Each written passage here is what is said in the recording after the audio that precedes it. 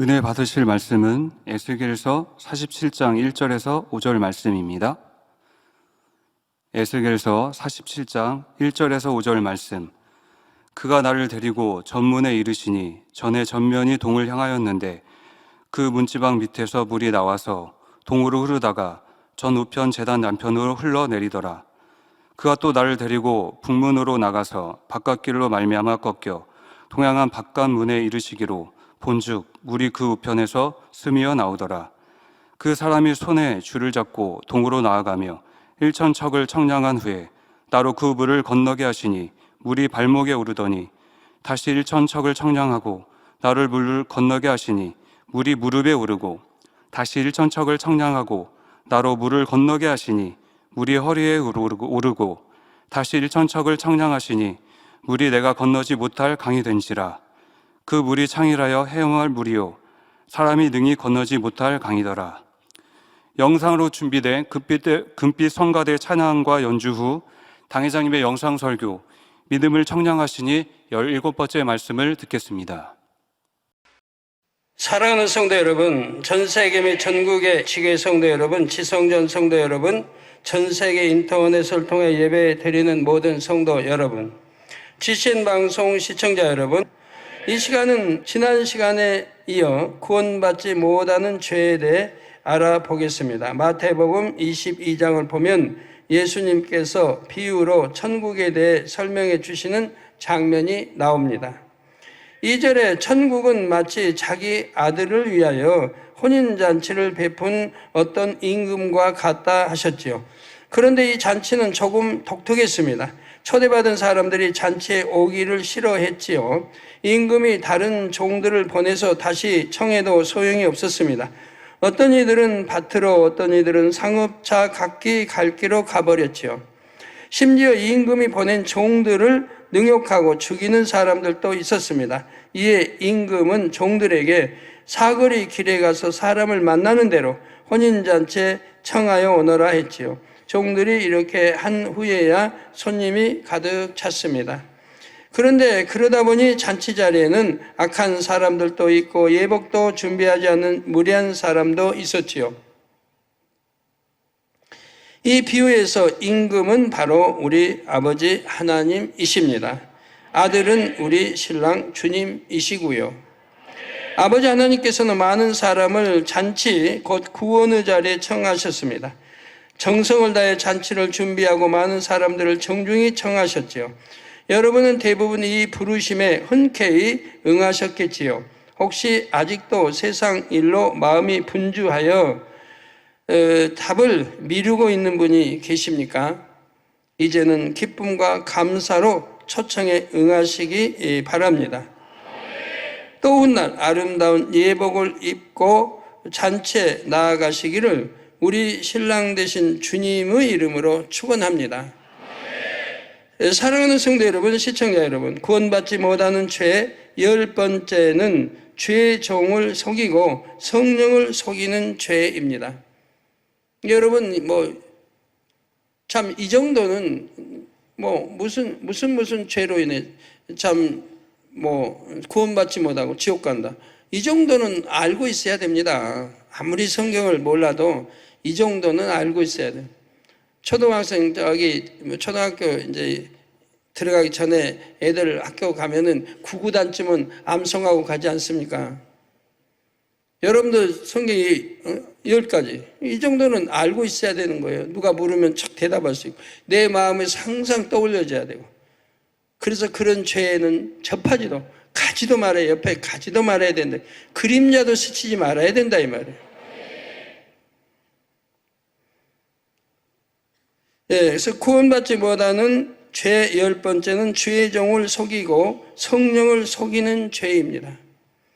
여러분 중에 혹시 때를 따라 하나님을 속이려고 하는 분이 계십니까? 제가 이렇게 물으면 여러분 모두 아니요라고 답하실 것입니다. 그런데 실제로 보면 간혹 하나님을 속이려고 하는 경우가 있습니다. 물론 욥기 13장 9절 후반절에 너희가 사람을 속임같이 그를 속이려느냐 한 대로 하나님을 속이는 일은 불가능합니다. 그러하거니와 겨자씨만한 믿음이라도 가진 분은 그런 마음을 품는 것조차 상상할 수 없지요.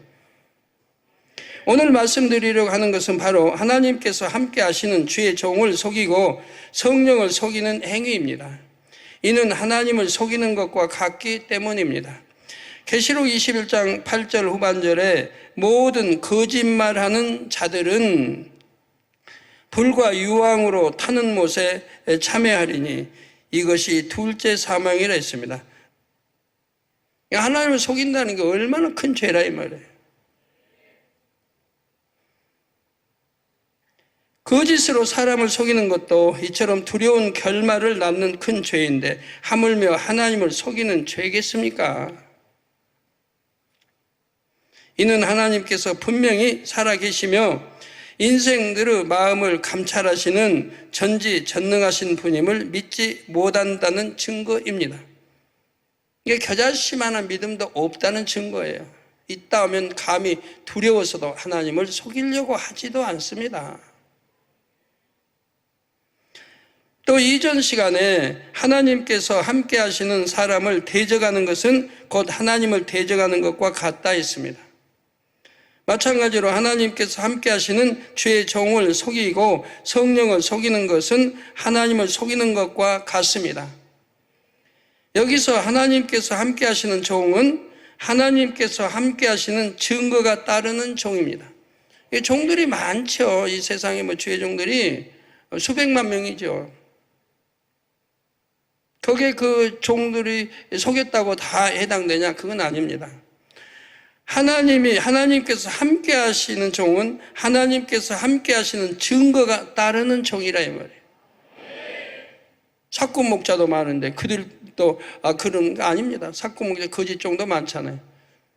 근데 사꾼 목자가 아닌 참종, 하나님의 증거가 따르는 종을 속이는 것은 하나님을 속이는 것과 같다 이 말입니다. 한 예로 마가복음 16장 20절에 제자들이 나가 두루 전파할세, 주님의 12 제자 나가 두루 이 복음을 전파하려고 전파할세 주께서 함께 역사하사 그 따르는 표적으로 말씀을 확실히 증거하시니라 했습니다. 물론 12 제자 외에도 또 제자들 나가서 전파할세 그 주님이 함께 하시는 역사를 나타내 줬다 이 말이에요. 무엇으로? 따르는 표적으로. 다른 표적으로 주님이 함께 하신다는 걸 나타내 줬다 이 말이에요. 네, 그래서 그 말씀이 참이라는 걸 보장해 줬다 이 말이에요. 그 제자들이 전하는 이 복음이 참이라고 하는 것을 주님이 함께 하신다는 역사, 그 따르는 표적으로 참이라고 하는 것을 증거했다 이 말입니다. 그러니까 권능이 따르는 종, 표적이 따르는 이 종들의 말은 참이기 때문에 믿으라. 우리 주님이 함께 하신다는 증거라 이 말입니다. 성도 여러분, 그렇다면 왜 어떤 이들은 어리석게 주의 종을 속이고 성령을 속이려 할까요? 대개 자신의 유익을 구하거나 큰 허물을 숨기기 위해 속이려 하지요. 지금부터 소개해드릴 성경의 두 사건을 통해 이것이 얼마나 어리석은 일인지 또 얼마나 두려운 결말을 초래하는지 깨달아 보시기 바랍니다. 사도행전 5장에 보면 초대교회 당시에 사도들을 속였다가 멸망에 이른 부부가 나옵니다. 바로 아나니아와 삽비라 부부입니다. 이들은 자신들의 소유를 팔아 주님의 몸된 교회 앞에 드리기로 작정했지만 자기 거 있는 거 팔아서 드리기로 한 거예요. 했지만 그만 탐심이 동하여 판값의 일부를 감췄습니다. 팔아서 다 드리기로 했다 이 말. 근데 탐심이 생기니까 아까워요. 그러니까 일부를 드리고 일부는 감췄다 이 말. 자기 거지만 원래. 그렇지만 하나님께 드리기로 했으니까 하나님 겁니다. 드리기로 이미 했으니까 하나님 거예요. 자기 거 아니에요. 그런데 일부는 감추고 일부는 드렸다 이 말이에요. 그 나머지를 가져다가 사도들의 발 앞에 두자 베드로가 다음과 같이 책망합니다. 사도행전 5장 3절에 아나니아야 어찌하여 사단이 내 마음에 가득하여 내가 성령을 속이고 땅값 얼마를 감추었느냐. 4절 후반절에는 어찌하여 이 일을 내 마음에 두었느냐. 사람에게 거짓말한 것이 아니요 하나님께로다 했습니다. 또 5절을 보면 아나니아가 이 말을 듣고 엎드려져 혼이 떠났다 했습니다. 즉 분명히 사람인 베드로를 속였습니다. 그런데 하나님을 속였다고 한다 이 말입니다. 또 성령을 속였다고 합니다. 왜? 베드로는 권능의 종이에요. 권능의 종은 하나님이 함께 하시는 거예요.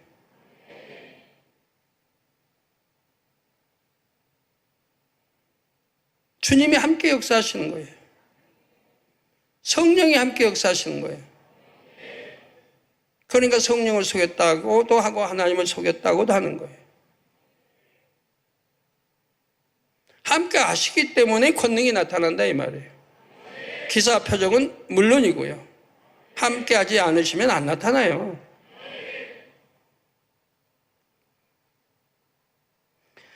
뒤늦게 사도들 앞에 나온 삽비라도, 그 부인 삽비라도 남편과 마찬가지로 사도들에게 거짓말을 했고 그 또한 그 자리에서 혼이 떠나 죽고 말았지요. 혼이 떠났다는 것은 구원받지 못했음을 말해줍니다. 즉 영혼이 떠났다고 해야지, 영이 아니면 영혼이 떠났다고 해야 구원받은 것이지, 혼이 떠났다고 하는 것은 지옥 가는 걸 말하는 거예요. 구원받은 사람이 죽으면 영혼이 떠났다고 표현하지요. 성도 여러분, 아나니아와 삽비라에게 변명할 기회가 있었다면 다만 사람인 사도들을 속이려 했다고 말했을 수도 있습니다. 그러나 영적으로 볼 때 이들 부부는 베드로가 말한 대로 사단이 마음에 가득하여 곧 사단의 주관을 받아 탐심을 품었고 주의 종을 속였습니다.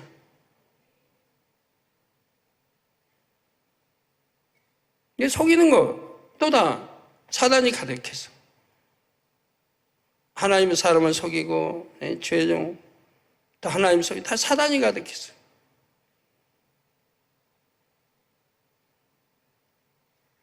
탐심, 욕심. 여러분 탐심, 욕심도 10가지 죄 안에 들어가잖아요. 구원받지 못하는 죄예요.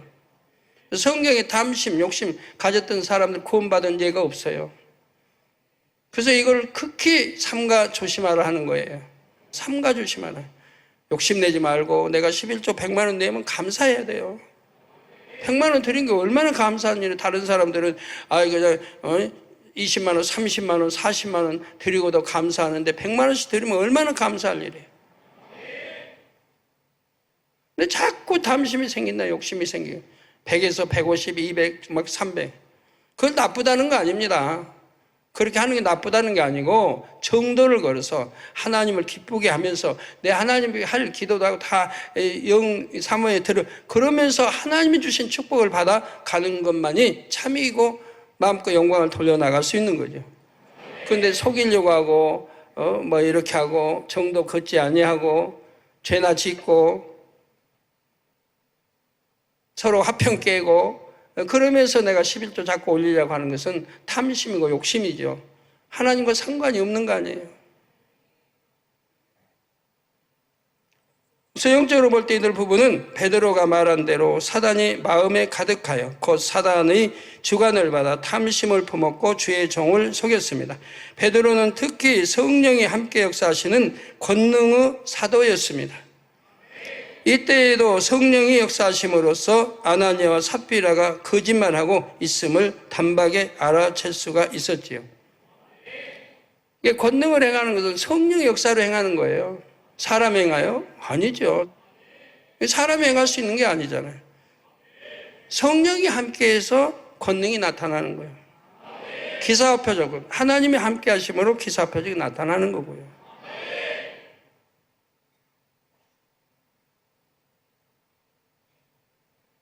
이런 거를 이제 분리해서 여러분들이 명확하게 이렇게 아시면 좋겠어요.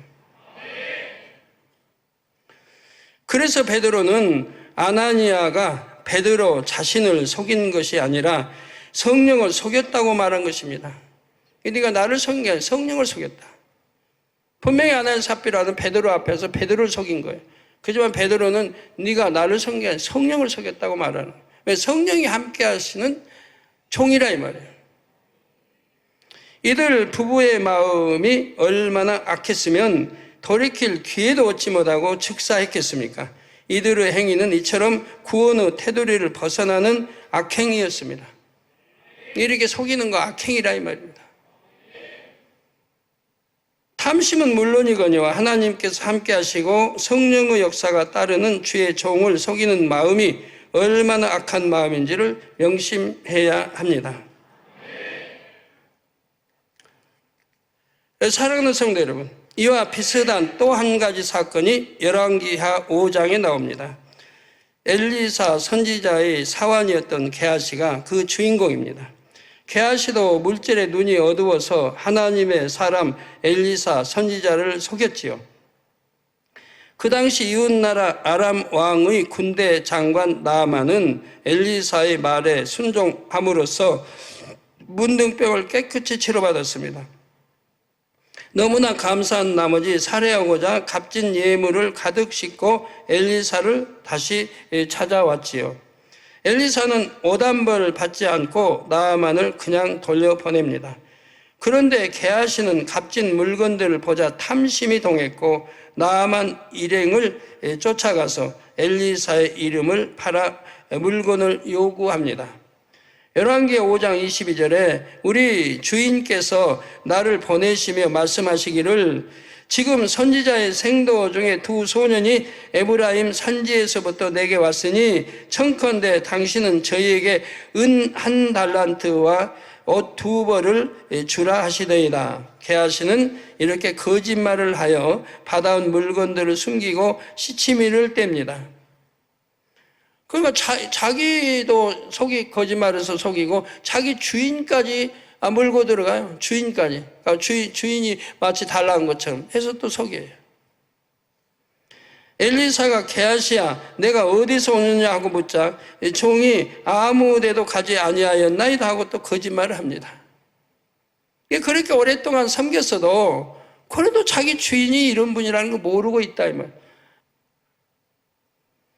엘리사 선지자는 이스라엘 적국의 왕과 대신들이 침상에서 나누는 대화까지 간파할 정도로 희한한 능력을 행하는 선지자였습니다. 게하시는 어리석게도 이런 엘리사를 속이려 했지요. 엘리사가 사실대로 말하고 회개할 수 있도록 기회를 주었음에도 범죄한 사실을 숨겼습니다. 하지만 엘리사는 눈으로 직접 본 듯 게하시가 무슨 일을 하였는지 훤히 알고 있었습니다. 엘리사가 이에 대해 말하고 저주의 말을 내자 게하시에게 문둥병이 들고 맙니다. 그런데 이처럼 어리석었습니다.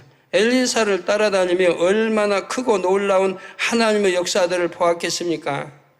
그런데도 하나님과 하나님의 사람을 경외하지 않았지요. 오히려 품어서는 안 될 탐심을 품었고 결정적으로 하나님의 사람을 곧 하나님을 속였습니다. 이에 저주를 받았고요. 즉 하나님과 상관없는 사람이 되었습니다. 성도 여러분, 하나님을 경외하는 사람은 성전, 성물 등 하나님과 관련된 모든 것을 예사로 보지 않습니다. 또 함부로 대하지 못하지요. 제가 그래서 저는 하나님의 종으로 내가 쓸 권리, 재정에 대한 일부는 쓸 권리가 있는데도 지금까지, 개척에서 지금까지 한 번도 써본 일이 없습니다. 헌금으로 드려진 재정의 일체, 단 10,000원도 써본 일이 없다 이 말이에요. 하나님 거에 대해서 손대본 일이 없어요, 지금까지. 근데 제가 얼마를 쓴다고 해서 하나님이 싫어하시는 않을 줄 알지만 내 본성이 그래요. 처음부터 끝까지 천국 갈 때까지 아버지 앞에 더 깨끗하다, 더 온전하자, 더 깨끗하자. 그래서 이 선한 마음으로 지켜왔으면 끝까지 지키자. 그래서 손을 안 대요. 그래서 겟세마네 그렇게 했어도 지었어도 하나님 돈 일체 쓰지 않았고 옛날에 갈릴 때도 일체 쓰지 않았고 쓰지 않았다면 사택 지을 때도 하나님 돈 일체 쓰지 않았고 그러니까 이걸 아시니까 하나님이 또 역사에 가신다 이 말이에요. 아시니 내가 쓰지 않을까 아시기 때문에 하나님이 또 누군가를 통해서 역사에 가신다 이 말이에요. 내 자가용을 사도 하나님 돈으로 사본 일이 없고, 자동차 뭐 수리를 해도 자가용 수리해도 한 번도 하나님 돈 갖다 수리해 본 일이 없고, 그러니까 아버지가 아시기 때문에 거기에 또 풍족하게 다 또 역사해 주시는 거죠. 이런 사람들이라면 하물며 하나님과 밝히 교통하는 하나님의 종, 성령의 역사가 따르는 주의 종을 어떻게 대하겠습니까? 아버지 하나님을 사랑하듯 사랑하고 우리 주님을 귀히 여기듯 귀하게 여길 것입니다. 어떻게 속일 수가 있겠습니까? 결국 그럴 수 없죠. 앞으로 두 사건을 통해 알 수 있듯이 구약이나 신약이나 성경은 주의 종을 속이고 성령을 속인 결과에 대해 분명히 말씀해 주고 있습니다. 지금까지 많은 이제 양떼들이 저 앞에 병 들어서 이렇게 기도받으러 나옵니다.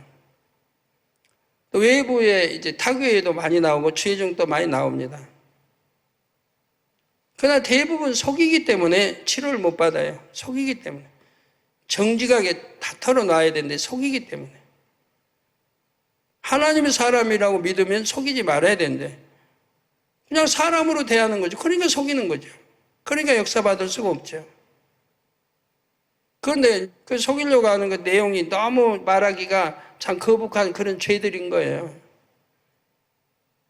그래도 솔직히 고해야 되는데 속이고 나면 기도 받아도 실컷 회개했다고 해도 정작 중요한 것들을 속이고 나면 기도 받아도 치료되지 않습니다. 어떤 분 치료 안 되니까 또 다음에 와서 또 회개한다고 해요. 전에 안 했던 거 회개한다고 하는데 보면 또 안 나와요. 그러면 또 속이는 게 있는 거예요. 나중에 이제 다 털어놓고 기도 받고 회개하고 이제 치료 받는데 그래서 그 끝까지 숨겼던 내용들을 보면 정말 차마 말하기 어려운 내용들이더라고요. 차마 말하기 어려운 내용들. 여러분도 들으면 그냥 고개 설레설레 흔들 그런 내용들이에요. 그러니까 끝까지 목자에 숨기려고 하다가 이젠 치료가 안 되겠으니까 더 이상 이제 버티지 못하고 회개하는 거죠. 일찍 했더라면 일찍 치료받을 건데 끝까지 가다가 안 되니까 회개하는 겁니다. 어떠한 질병이나 이런 어떠한 질병이라 해도 죄 없이 오는 건 아니니까 세상 사람도 마찬가지. 죄를 지었으니까 병이 오는 거고 암이든 요즘 얼마나 암이 많아요. 암, 폐렴 이런 병들 얼마나 많아요. 기타 뭐 다른 병도 많지만 세상 사람도 그렇게 사망에는 죄를 지었으니까 사망에는 죄가 오는 거고 우리 믿는 사람도 같이 오는 거고 누가 더 강하게 올까요? 우리 믿는 사람이 더 강하게 옵니다. 왜요? 성경에 알고도 짓는 죄가 더 크다. 모르고 짓는 죄도 죄는 죄입니다. 그래서 거기에 대한 보응은 받아요. 근데 죄인 줄 알면서도 지으면 죄가 더 크다 이 말. 그러니까 더 크게 역사될 수가 있는 거죠. 죄인 줄 알면서도 죄를 지었으니까. 그렇지만 이방인 세상 사람이나 믿는 이나 죄에 따라서 보응은 같습니다. 그도 이제 믿는 사람들이 유리하죠. 어찌하든 통에 잡아가고 나면 치료받을 수 있으니까. 근데 그것도 쉽지 않은 거는 사망 이른 죄는 하나님이 회개형을 주시지 않기 때문에 문제죠. 회개형을 주시지 않으니까 치료가 안 되는 거죠. 회개형을 주실 수도 있잖아요. 매달리고 정말 매달리고 간절히 하나님께 매달리고 가족도 매달리고 마음을 찢으면서 정말 하나님의 감히 우러러 쳐다보지도 못할 그런 양심으로 매달리고 하면 하나님이 보시고 감동함을 입습니다. 그런 경우는 회개형을 주십니다. 회개형만 받으면 치료가 되죠. 근데 그렇게 회개의 영을 하나님 주실 수 있도록 매달리는 경우는 제가 볼 때 극히 드물어요. 왜? 마음이 이미 악한지라 그렇게 회개하기가 쉽지 않아요. 어떤 경우는 제가 터치해 줘도 회개를 못하는 분들도 있습니다. 눈물 콧물 그렇게 했다고 회개한 게 아니다. 중심에서 돌이켜서 내가 얼만큼 하나님 앞에 죄를 지었고 얼마나 악하게 주변과 부모와 가족들이 있을 수 없는 이런 죄를 진리를 알면서도 졌는가. 내가 얼마나 가증스러운 자인가. 내가 얼마나 속이고 이렇게 정말 있어서는 안 되는 이런 죄를 사망 이런 죄를 지었는가 하고 정말 마음에서 통해 잡아가고 이렇게 하면 그러면 하나님이 회개형 주시고 용서해 주신다. 터치해 주죠. 그런데 보니까 못 하더라고요. 그런 회개를. 정말 하나님 주신 회개는 알아요. 주위에서 봐도 알아요. 얼마나 눈물 콧물 흘리면서 마음을 찢으면서 괴로워하면서 내가 어찌 이런 죄를 졌던 거. 하나님을 욕되게 했던 거. 하나님 말씀을 내가 짓밟았던 거. 믿는 자 하면서 어떻게 이런 악을 행했던 거. 정말 마음을 갈갈이 찢으면서 회개하는 거예요. 그렇게 하고 가족들도 그렇게 회개하면 하나님이 회개형을 주시지요.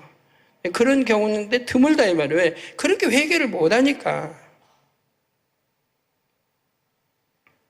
설령 이 땅에서 사람들 앞에는 드러나지는 않는다고 해도 마지막 심판 때 앞에서는 모든 행위가 드러납니다. 반드시 그에 대한 징벌이 임하지요. 이를 꼭 기억하셔서 또 아나니아와 삽비라 게하시의 일을 교훈 삼아 이런 악을 경계하고 두려워하시기 바랍니다. 사랑하는 성도 여러분, 시청자 여러분, 구원받지 못하는 경우 11번째는 두루마기를 빨지 않는 경우입니다. 성경을 읽어가다 보면 우리 마음을 옷에 비유하는 말씀들을 자주 만날 수 있습니다. 계시록 3장 4절에는 그러나 사대에 그 옷을 더럽히지 아니한 자 몇 명이 내게 있어 흰 옷을 입고 나와 함께 다니리니 그들은 합당한 자인 영고라 말씀합니다. 또한 계시록 22장 14절에는 그 두루마기를 빠는 자들은 복이 있으니 이는 저희가 생명나무에 나아가며 문들을 통하여 성에 들어갈 권세를 얻으려 함이로라고 기록되어 있죠. 여기서 옷과 두루마기는 영적으로 마음을 의미합니다. 우리 사람의 마음을 의미한다 이 말이에요. 따라서 옷을 더럽히지 않았다는 것은 주님을 영접하여 죄사함 받은 후에 죄로 마음을 다시 물들이지 않았다는 것입니다. 두루마기를 빤다는 것은 마음에 묻은 때 곧 악을 벗어 깨끗한 마음을 만드는 작업을 뜻하죠. 이는 다른 표현으로 마음에 할례한다고 말하는 겁니다. 마음에 할례한다. 에레미야 4장 4절 전반절에 유대인과 예루살렘 거민들아 너희는 스스로 할례를 행하여 너희 마음 가죽을 베고 나 여호와께 속하라 했습니다. 할례는 구약시대에 남자들의 양피를 뱀으로써 하나님의 백성으로 구별하는 의식이었습니다. 배설물이 묻어 오염되고 냄새 나기 쉬운 부분의 살갗을 베어냄으로써 행위적으로 거룩해지는 의식이었지요. 그런데 하나님께서는 이 할례를 마음에 행하라고 말씀하신 것입니다. 오늘날은 구약시대가 아니기 때문에 오늘날은 마음에 할례한다 이 말이에요. 구약에는 행위적으로도 하고 또 마음에 할례도 있지만 신약시대는 행위적으로는 안 해도 되고 마음에 할례만 하면 된다 이 말이에요. 이는 죄에 물들어 더럽고 악취가 나는 마음 가죽을 베어서 깨끗한 마음을 이루라는 뜻이죠. 이게 구약시대에 몸에 이렇게 할례하는 것은 굉장히 추하고 더러워요. 냄새나고. 그걸 할례함으로 깨끗해지는 거예요. 뭐 남자분들은 알겠지만 펴표로 이렇게 덮여 있으면 하루 이틀만 지나도 악취가 나는 거예요. 자주 씻어야 하는 거고요.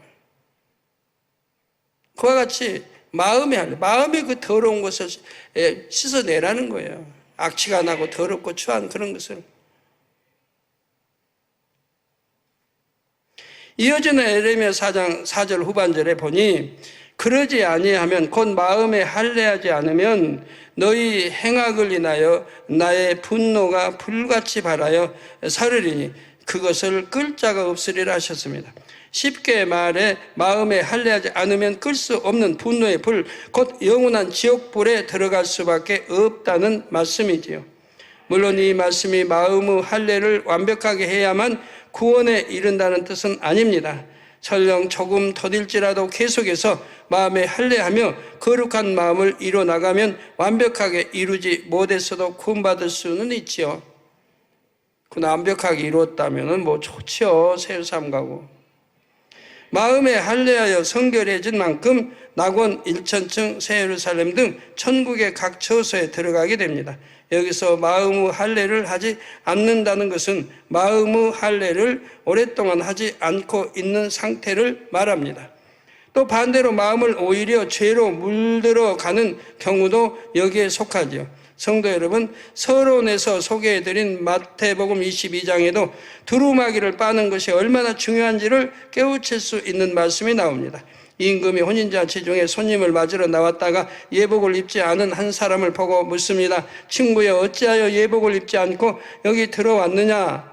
그가 아무 말도 못하자 임금은 사원들에게 그 수족을 결박하여 바깥 어두운 데 내어 던지라. 거기서 슬피 울며 이를 갈미 있으리라 하고 명합니다.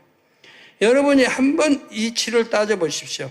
잔치 자리에 갈 때는 화려하고 고급스러운 옷은 아니어도 최소한 깨끗하고 단정한 옷을 입는 것이 예의이고 도리입니다.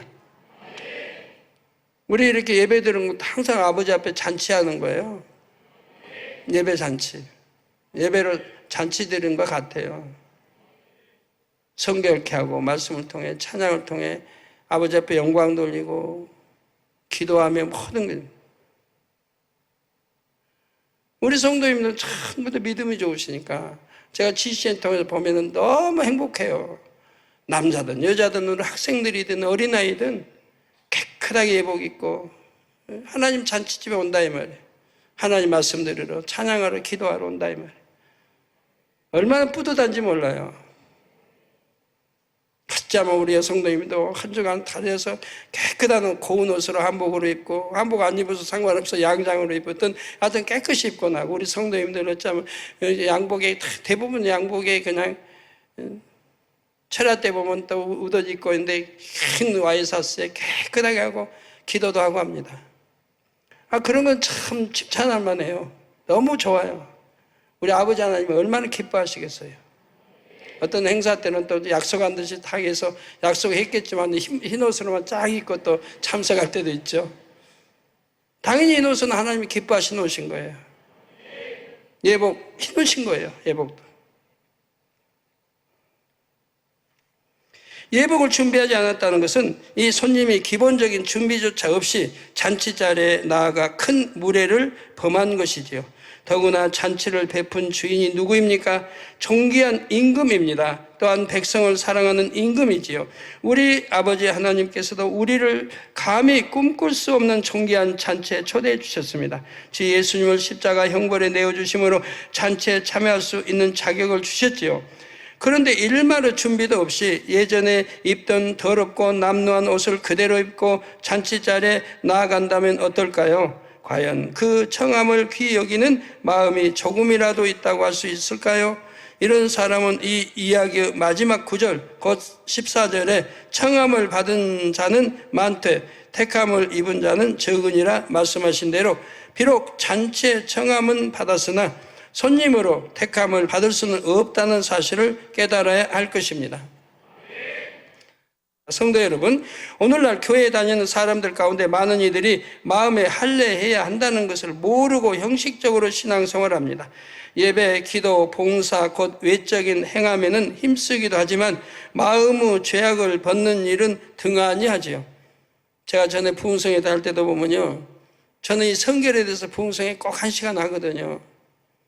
주님의 살과 피를 먹고 마셔야 영생한다. 그 그 말씀을 들은 목사님들이 좀 좋아는 안 해요. 성도들이 싫어할까봐. 다음 시간에 안 올까봐. 그러면서 이제 그렇게 묻는 목사님들이 있었어요. 제가 이제 전도사 때부터 부흥성에 당했는데, 전도사님 교회는 그렇게 크게 부흥했는데 이런 말씀을 증거해도 성도님들이 안 떠납니까? 왜 떠나요, 목사님? 성도님들 죄 벗고 구원받아 천국으로 인도하는 말씀인데 왜 떠납니까? 그 목사님들 의아하면서 그래요. 우리 동료 교회, 다른 교회도 이런 말씀 증거를 못 한대요. 왜? 그러면 성도가 여기 교회 아니면 뭐 없냐 하고 떠난다는 거예요. 참, 오늘날 그래요. 오늘날 전에도 지금은 더하죠. 그래서 성결의 복음을 못 전해요. 저같이 이렇게 그냥 해봐요. 초신자나 이 뜨거라 내가 잘못 왔다고. 전도 전혀 안 받고 온 사람은 그렇게 하지. 뭐도 못하게 옷도 그냥 이렇게 입고 와야 된다지. 당연한 거지만.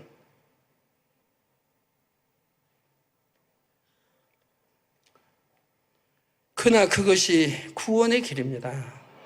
하나님을 경외하고 사랑하는 길이요. 그게 구원의 도라 이 말입니다.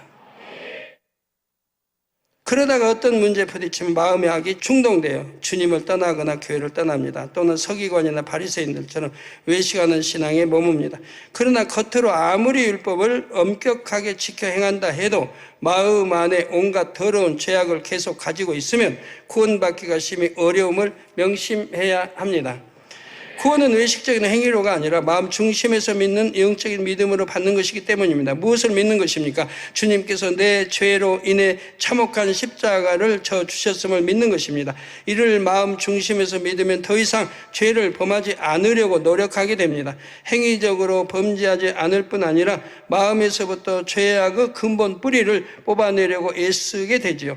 물론 어떤 분들은 이런 모습이 보이지 않는데도 저는 분명 주님을 믿습니다라고 고백할 수도 있습니다. 그러나 행함이 따르지 않으면 이 또한 참 믿음이라 할 수가 없습니다. 오늘날 진리를 잘 모르는 사람들은 행함을 강조하면 오히려 율법주의라고 판단 정죄하기도 합니다. 그러나 율법주의란 하나님을 사랑하는 마음도 없이 겉으로 드러나는 행함만 중시하는 태도를 말합니다.